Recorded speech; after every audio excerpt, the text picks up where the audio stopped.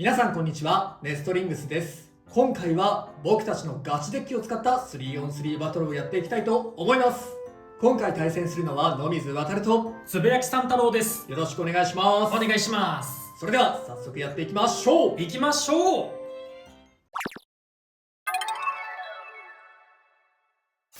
今回つぶやきさん太郎が使っていく 3on3 デッキはこちらになります。ファーストベイはエアロペガサス 760LR。 いつもはエアロペガサスに160のラチェットを使っていたんですけれど、今回はドランバスターに160を使いたいなと思ったので760のラチェットにしました。ビットは LR にしています。1ミリ背の低くなったラッシュビットということで、姿勢を崩しやすいエアロペガサスの弱点を補ってくれるかなと思っております。そして今回ラチェットを760にしたことにより少しだけ低重心になったかなと思います。重心が低くなったことによりエクストリームダッシュも綺麗に真ん中を通るエクストリームダッシュをしてくれたらいいなと感じています。セカンドベイはウィザードロッド 360B、説明不要のウィザードロッドですね。これを2機目に入れてしっかりと受け切ってスピンで1点取っていきたいなと思います。サードベイはドランバスター 160R。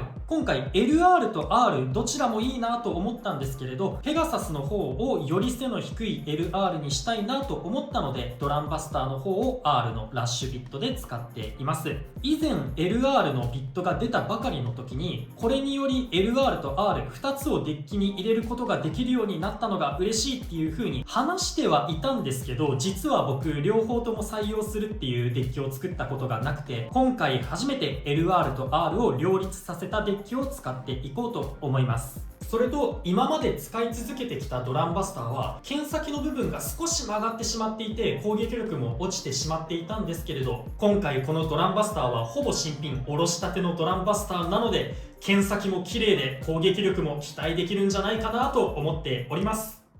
今まで3機目にはコバルトドラグーンのエレベートを使うことが多かったんですけれど、コバルトドラグーンのエレベートは当初はウィザードロッドにぶつけに行ってスピンで勝っていきたいと思って使っていたんですけれど、あんまりロッド相手に強く出れるかっていうと最近そうでもないなっていう風に感じてしまっていて、ロッドにもスピンで負けてしまうこともあり、あとは送り合い拒否系のブレードも結構環境に多くてですね、エアロペガサスとかシルバーウルフとか、あとは環境ではないんですけれどサムライセイバーとかそういう送り合い拒否系のブレード相手でもちょっと厳しい戦いを強いられるなと感じていて、あんまりこのベイにぶつけに行ったらだいぶ強く出れるぞっていうのが思い浮かばなくなってきちゃったので今回デッキから外しました。代わりにドランバスターを入れて高ポイント叩き出していこうと思っております。このドランバスターもカラーリングがすごく気に入っているドランバスターになるので活躍してくれたら嬉しいです。今回はこの3機で戦っていきます。はい、ということでこちらが今回私野水航が使用する 3on3 デッキになっております。ファーストベイがエアロペガサス 770L です。エアロペガサスが結構姿勢を崩しやすいブレードという印象があるので姿勢を正しやすいレベルビットを使用しています。そして今回770を使用することで結構コバルトドラグーンのエレベートに送り合いで勝てる確率が上がるんじゃないかなと思って採用しています。いろいろと試してみた結果770だと結構コバルトドラグーンいいね、最終的な送り合いの盤面でスピンフィニッシュ取れるなと思ったので今回はこちらを採用しております。セカンドベイはホエールウェーブ 160LR です。以前のガチ対戦の動画を見ていただいた方はわかると思うんですが、私が結構アタックが好きなんですがアタックタイプを使うのがあまりうまくないということで結構アタックの練習をしていまして、今回もガチ対戦という真剣勝負の場でアタックタイプの練習をするためにホエールウェーブを採用しました。ドランバスターやシャークエッジなどもいますが結構使いやすくってバランスも良くってかつ一撃も強烈で最終的にはスピンフィニッシュの可能性もあるホエールウェーブを今回は選択しています。ただもし修正版のフェニックスウィングが手に入ればそれに変えるかなとは思っています。そして最後サードベイがコバルトドラグーン 760E です。言わずもがな知れた強いカスタマイズの一つでエレベートの姿勢保持能力を使うことで左回転のコバルトドラグーンで相手の回転力を奪ってスピンフィニッシュを取っていこうというカスタマイズになっております。こちらも760を使うことで姿勢保持能力を高め、最終的にスピンフィニッシュ取れる確率を上げようと思っております。その代わりちょっとバーストリスクが怖いのが気になるところではあります。今回はこの3機でバトルしていきます。それでは対戦に行きましょう。シュートポジションを決めるじゃんけんをします。最初はグー、じゃんけんぽい。左。お互いのファーストベイ、せーの、じゃん。エアロペガサス 760LR。 エアロペガサス 770L。 ファーストバトルレディーセット、3、2、1、ゴーシュッ。よいしょ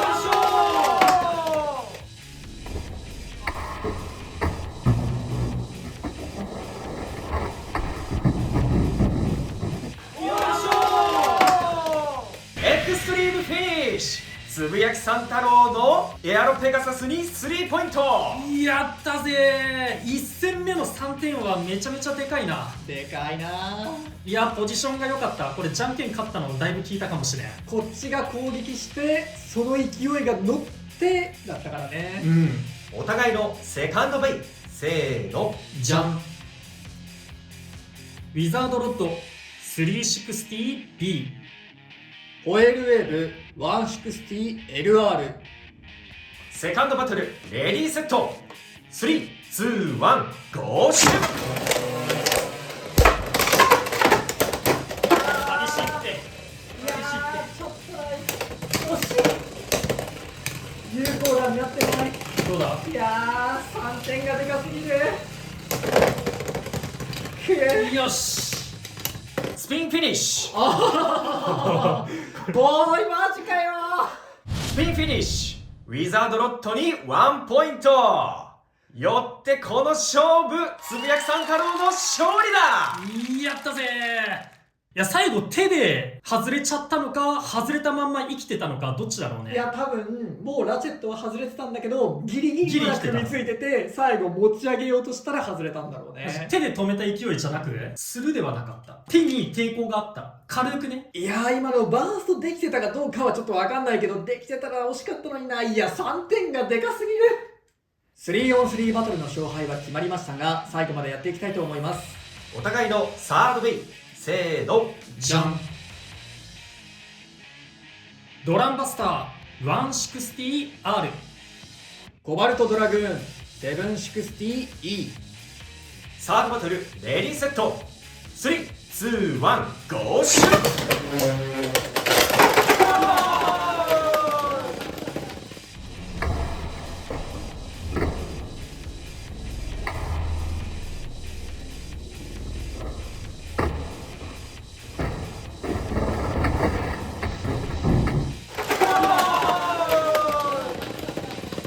ファーストフィニッシュ、ドランバスターに2ポイント。やったぜー。破壊力決まったね。はい、ということで 3on3 バトルが終わりましたがいかがだったでしょうか。いやー気つかったっすね。初戦の3点がでかすぎたな。ねあれがね、いやーちょっとあれはね運がなかったというかちょっとねキッチーエクストリームだったなと思いますね。相手の攻撃で勢いが乗ったところでさらにうまく当たってね。ね勢いものすごかったもんね、あれ。あれを真ん中にいなかったらワンチャンエクストリーム自滅のようにね可能性はあったそれでいってる可能性もあったからね、いやー厳しかったなっていう感じかな。2戦目ねちょっとわかんないけど最後そのつぶやきさん太郎が手で止めた瞬間にバーストしたのか、まあもともとバーストしてて取った時にもそのまま外れたのかわかんないけど、まあ少なくともホエールウェーブかなりロックを進めてた。もうほんとギリッギリの状態だったと思う。そう、もう本当にくっついてるだけかもうバースト寸前までやってたからあれも惜しかったね。あともう一撃ね、なんか上のアッパー攻撃がもう一個入っとったら多分いってたと思うね。ホエールウェーブやっぱりね攻撃力高くってで扱いやすいからアタックタイプとして採用するときは結構やっぱ俺好きなんだよね。かなりいい感じでできたかなと思う。最後はもうちょっといや分かんないんだよね。ドランバスターね最初にもうエクストリームダッシュで来ると思ってたから真ん中にいちゃいけないと思って、だからまあ向こう側にエクストリームダッシュで逃げるのが正解かなと思って打ったんだけど、まあ普通にバーストしちゃったね。エレベートのね緩さが出ちゃったね今回は。で今回ね僕のデッキかなり7 7系のラチェットを使ってるんだけど、760と770。うんまあ、エアロペガサスに770使ってて、これは結構コバルトドラグーン対策なんだよね。うんコバルトドラグーンのエレベートってのが結構強くって環境にも多くいるベイなんだけれど、770とレベルビットを使ってコバルトドラグーン E と送り合いすると結構エアロペガサス側が勝つ場面があるんだよね。そうだよね。今回もね、撮影の外で何回かそのノミズのエアロペガサス 770L と俺がコバルトドラグーンのエレベートで戦ったりしてたらね、結構ペガサス側が有利だなっていう風に感じる試合多くって、だいぶいいカスタマイズだなって感じました。そう7最近自分の中で流行りで、まあ、最初は760だったんだけど、まあ、70でもいけるなら70でいいかなと思ってやってて、まあ、かなり送り合い結構姿勢を整えてスピンフィニッシュで勝てるし、まあ別に元々のエアロペガサスのアタックとかの使い方とか持久戦でもそこまで大きな障害を出すわけでもないから、それこそレベルビットのある程度の姿勢保持でそこまで擦りづらいっていうのもあるし、だから結構7はエアロペガサスとかレベルビットに相性いいなと思ってて、で同じく姿勢保持したいコバルトドラグーンにも760はめてんだよね。まあ、今回ねエレベートが抜けちゃっただけだから、まあ、760もバーストリスクは高いんだけれど、まあ、そこまでめちゃめちゃ気になるわけでもないかなと思っててやってたんだけど、まあ相手コバルトドラグーンいなかったってのもあるしね。っていうのが俺がね、デッキ紹介の時にもちらっと話したんだけど、最近あんまコバルトドラグーンで当てたい相手、ウィザードロットとかに当てたいなって思いつつも、ロット相手にそんなに勝率良くないなっていう風に感じちゃってて、で今回抜いたんだよね。なるほどね。まあ今回ねこっちもやっぱりエアロペガサスとかウィザードロッドにコバルトドラグーン行きたかったから、ドランバスターが来たからさ、おーいマジかと思ってここで来ると思わんかった。そうバスターさ最近使ってる人いないじゃん。そうね。でバスターってエレベートに結構強いと俺は思ってて、まあそれは前の動画でアッシュのドランバスターアンダーニードルがめちゃめちゃつぶやきさん太郎のエレベートをバチバチ抜いてたっていう話もそうなんだけど、バスターっていうブレードが結構エレベートに強い印象あって、でもまあ環境にバスターいないからいいかと思って使ったらまさか出てきたからここではね出てきたね。そう3分の1だからね。バスターが苦手でロッドとエアロペガサスには当てなかったから、まあちょっと選出順の運も悪かったかもね。まあ関係ないけど勝敗には。そうね、エアロペガサスとかコバルトドラグーンもちょっと当てたい相手とは戦えなかったから、そこも結構響いたかもしれないけど、最初のエクストリームですあれがきつかった本当に。ということでこの動画が良かったらグッドボタンとチャンネル登録よろしくお願いいたします。それではまた次の動画でお会いいたしましょう。バイバイ。バイバーイ。